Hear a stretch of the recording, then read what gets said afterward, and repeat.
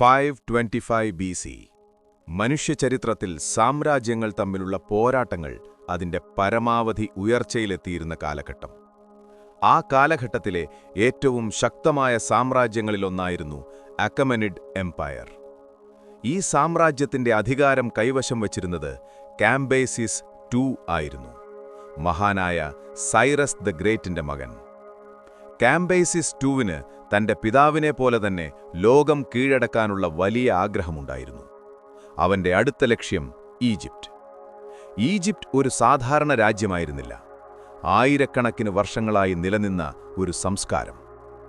കാംബേസിസ് II തന്റെ സൈന്യവുമായി Egypt ആക്രമിച്ചു.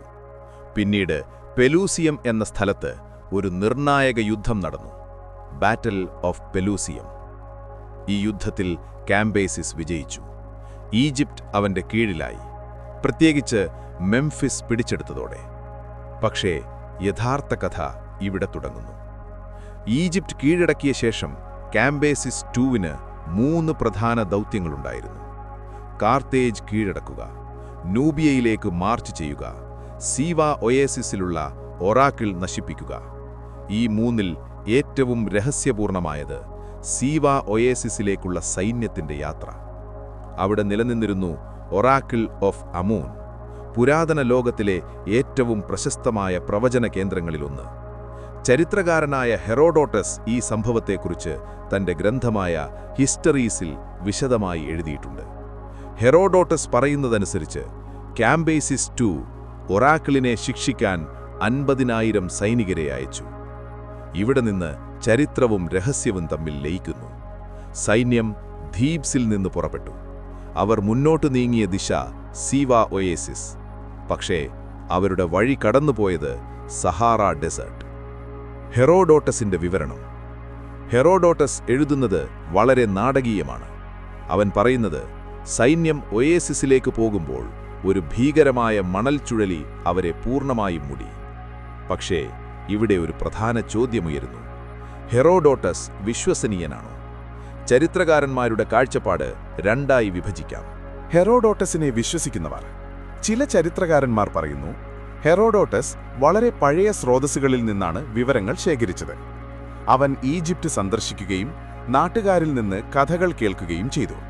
അതിനാൽ അവന്റെ വിവരണം പൂർണ്ണമായും കെട്ടുകഥയല്ല. ഹെറോഡോട്ടസിനെ സംശയിക്കുന്നവർ. പല ആധുനിക ചരിത്രകാരന്മാർ പറയുന്നത്, ഹെറോഡോട്ടസ് പലപ്പോഴും കഥകളെ അലങ്കരിച്ചിരിക്കുന്നു. അവൻ കേട്ട കഥകളെ നാടകീയമാക്കി എഴുതിയിട്ടുണ്ട്. അതിനാൽ 50,000 പേർ ഒരു സ്റ്റോമിൽ മുഴുവൻ ഇല്ലാതായി എന്നത് ഒരു അതിശയോക്തിയായിരിക്കാം. ഇപ്പോൾ നമുക്ക് പ്രധാന സിദ്ധാന്തങ്ങൾ പരിശോധിക്കാം. തിയറി 1, സാൻഡ് സ്റ്റോം തിയറി, പ്രകൃതിയുടെ ആക്രമണം. ഇത് ഹെറോഡോട്ടസിന്റെ വിവരണത്തെ പിന്തുണയ്ക്കുന്നു. സഹാറ ഡെസേർട്ടിൽ കംസിൻ പോലുള്ള ശക്തമായ കാറ്റുകൾ ഉണ്ടാകാറുണ്ട്. ഇത് മണിക്കൂറുകൾക്കകം എല്ലാം മൂടിക്കളയും. പക്ഷേ ആധുനിക ഗവേഷകർ പറയുന്നത്, ഒരു സ്റ്റോം 50,000 പേരെ പൂർണ്ണമായും ഇല്ലാതാക്കുന്നത് വളരെ അപൂർവമാണ്. Theory 2, lost in the desert. ചിലർ പറയുന്നു, സൈന്യം വഴിതെറ്റി, വെള്ളം തീർന്നു, അവർക്ക് ജീവൻ രക്ഷിക്കാൻ കഴിഞ്ഞില്ല. ഈ സിദ്ധാന്തം കൂടുതൽ യാഥാർത്ഥ്യപരമാണ്, കാരണം സഹാറയിൽ നാവിഗേഷൻ വളരെ ബുദ്ധിമുട്ടാണ്.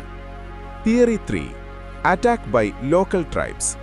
ചില ചരിത്രകാരന്മാർ പറയുന്നു, സൈന്യം സിവ ഒയാസിസിൽ എത്തുന്നതിനു മുൻപ് തന്നെ പ്രാദേശിക ഗോത്രങ്ങൾ ആക്രമിച്ചു. ഇതൊരു സൈനികപരമായ വിശദീകരണമാണ്. പക്ഷേ 50,000 പേർ ഒരു യുദ്ധത്തിൽ കൊല്ലപ്പെട്ടാൽ എന്തുകൊണ്ട് കൂടുതൽ തെളിവുകൾ കിട്ടിയില്ല? Theory 4, archaeological evidence. 2009-ൽ ഇറ്റാലിയൻ ഗവേഷകർ സഹാറയിൽ ചില അവശിഷ്ടങ്ങൾ കണ്ടെത്തിയതായി പറഞ്ഞു. അവയിൽ മനുഷ്യ അസ്ഥികളും ആയുധങ്ങളും ഉണ്ടായിരുന്നു. പക്ഷേ പിന്നീട് ഈ കണ്ടെത്തലുകൾ ശാസ്ത്രീയമായി സ്ഥിരീകരിക്കപ്പെട്ടില്ല. ഇതാണ് ഈ കഥയുടെ ഏറ്റവും വലിയ പ്രത്യേകത. നമ്മൾക്ക് കഥയുണ്ട്, സിദ്ധാന്തങ്ങളുണ്ട്, പക്ഷേ ഉറച്ച തെളിവുകളില്ല. കാംബസിസ് II മനഃശാസ്ത്രം. ചരിത്രകാരന്മാർ കാംബസിസ് II കുറിച്ച് പറയുന്നത്, അവൻ വളരെ അഹങ്കാരിയായും ക്രൂരനായുമായിരുന്നു. ചില രേഖകൾ പറയുന്നത് അവൻ മതപരമായ സ്ഥലങ്ങളെ അപമാനിച്ചുവെന്നും. ഒറാക്കിൾ ഓഫ് അമൂണിനെ ആക്രമിക്കാൻ അവനെടുത്ത തീരുമാനം അവന്റെ അഹങ്കാരത്തിന്റെ തെളിവായിരിക്കാം. ഇപ്പോൾ ഒരു വലിയ ചിന്ത: ഒരു രാജാവിന്റെ കോപം, 50,000 സൈനികരുടെ ജീവൻ. ഇന്നും തുടരുന്ന അന്വേഷണം. ഇന്നും ആർക്കിയോളജിസ്റ്റുകൾ സഹാറ ഡെസേർട്ടിൽ അന്വേഷിക്കുന്നു. പുതിയ സാങ്കേതിക വിദ്യകൾ, സാറ്റലൈറ്റ് ഇമേജിംഗ്, ഗ്രൗണ്ട് സ്കാനിംഗ് ഇവ ഉപയോഗിച്ച് തെളിവുകൾ കണ്ടെത്താൻ ശ്രമിക്കുന്നു. പക്ഷേ ഇന്നും ഒരു വ്യക്തമായ ഉത്തരമില്ല. അവസാന നിമിഷങ്ങൾ. ഒരു ചിന്ത. ഒരു സൈനികന്റെ കണ്ണിലൂടെ ചിന്തിച്ചാൽ അവൻ ദൂരെയായി നോക്കുന്നു, മണൽ മാത്രം കാണുന്നു, വെള്ളമില്ല, കാറ്റ് ശക്തമാകുന്നു. അവൻ കൂട്ടുകാരെ വിളിക്കുന്നു, പക്ഷേ ശബ്ദം കാറ്റിൽ മറഞ്ഞുപോകുന്നു. അവസാന വാക്കുകൾ. The vanishing of the Persian army of Cambyses second. ഇത് വെറുമൊരു ചരിത്ര സംഭവമല്ല, ഇത് മനുഷ്യന്റെ അഹങ്കാരവും പ്രകൃതിയുടെ ശക്തിയും രഹസ്യത്തിന്റെ ആഴവും ചേർന്ന ഒരു കഥയാണ്. നിങ്ങൾക്കെന്താണ് തോന്നുന്നത്? അവർ സ്റ്റോമിൽ മരിച്ചോ? അല്ലെങ്കിൽ അവർ ഇന്നും മണലിനടിയിൽ മറഞ്ഞിരിക്കുകയാണോ? ചരിത്രം നമ്മൾക്കെല്ലാം പറയുന്നില്ല. ചില കഥകൾ അവ ചോദ്യങ്ങളായി മാത്രം ബാക്കി നിൽക്കുന്നു. ഇത്തരം രഹസ്യങ്ങളും ചരിത്രകഥകളും നിങ്ങൾക്കിഷ്ടമാണെങ്കിൽ ഈ വീഡിയോ ലൈക്ക് ചെയ്യൂ, ഷെയർ ചെയ്യൂ, സബ്സ്ക്രൈബ് ചെയ്യാൻ മറക്കരുത്. കൂടുതൽ ഇത്തരത്തിലുള്ള കഥകൾക്കായി നമ്മളോട് കൂടെയിരിക്കൂ.